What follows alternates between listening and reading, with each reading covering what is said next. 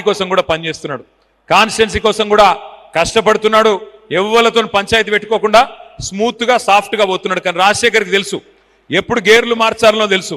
రాజశేఖర్ రెడ్డి గారు కూడా ఇప్పుడు ఏం మాట్లాడాడు ఎక్కువ తక్కువ, అందుకే చెప్పిండు నాకు ముందే, అన్న ఇక నేనేం మాట్లాడా నువ్వే ఎక్కువ మాట్లాడన్నాడు. నేనేమంటున్నా అంటే ఇంకా సరిగ్గా 2.5 సంవత్సరాలు వచ్చే ఎన్నికకుంది. ఆఖరి సంవత్సరం ఎట్లాగూ మొత్తం ఎలక్షనే, ఇక మిగిలింది 1.5 year మాత్రమే.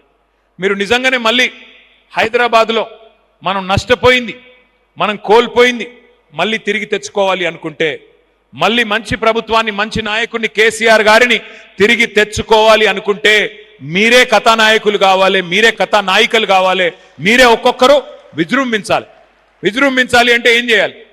ఏమి ఎవరితో యుద్ధాలు చేసేది లేదు, ఎవరిని మీద పడి కొట్టేది లేదు, బూతులు తిట్టేది లేదు, కాంగ్రెస్ నాయకుల్లాగా మనం కూడా పిచ్చి పిచ్చి పనులు చేసేది లేదు. కానీ ఒకటి మాత్రం పక్కా, మీరు చేయొద్దు అని చెప్తున్నా కానీ వాళ్ళు మిమ్మల్ని ఏమన్నా చేస్తే, గతంలో మా సునీత ఇక్కడనే ఉంది, మా రాము యాదవ్ కూడా ఇక్కడనే ఎక్కడ ఉన్నాడు, ఏడున్నాడు తమ్ముడు, రాము యాదవ్ మీద వచ్చి పడ్డారు.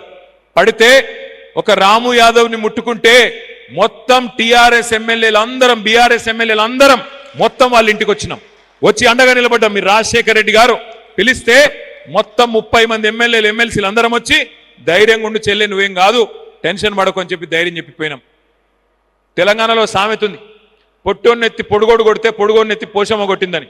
నేను గూండాను, నేను రౌడీని, నిన్ను కొట్టే గూండాలు రౌడీలు మా కాడ కూడా మస్తుగున్నారు, ఎవ్వనికి భయపడవద్దు, నేను వస్తా, నేనే ఇక్కడ ఉంటా, అవసరం అయితే మీరు భయపడవద్దు అని చెప్పి కూడా నేను కోరుతా ఉన్నాను.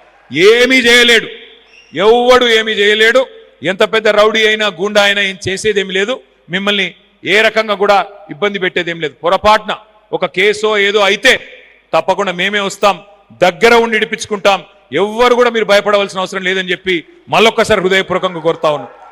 మంచి ఎమ్మెల్యే గారు ఉన్నారు, మంచి ఎమ్మెల్యే ఉన్నాడు, కష్టంలో పిలిస్తే ఉరికొస్తున్నాడు, అందుబాటులో ఉన్నాడు, అరుంధతి హాస్పిటల్ ద్వారా కూడా సేవలు అందిస్తూ ఉన్నాడు. అట్లాంటి ఎమ్మెల్యేని కాపాడుకోండి, దగ్గర పెట్టుకొని చూసుకోండి.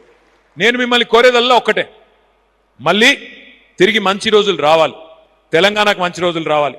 వాళ్ళ రైతులు తలడిల్లిపోతా ఉన్నారు, ధాన్యం కొంటలేరు, ఆగమై చివరికి ధాన్యం కుప్పల మీదనే ఆత్మహత్య చేసుకుంటా ఉన్నారు.